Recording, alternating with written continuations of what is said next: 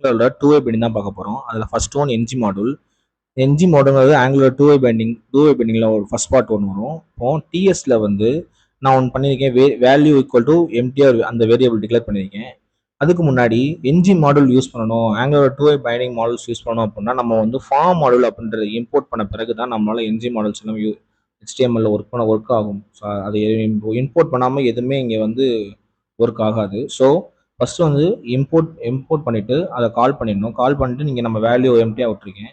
HTML அதை வந்து input NG model வேல்யூன்னு கால் பண்ணியிருக்கேன். இப்போ பார்த்தீங்கன்னா நம்ம இங்கே வந்து வேல்யூஸ் வந்து நான் இப்போ டைப் பண்ணுறேன். NG model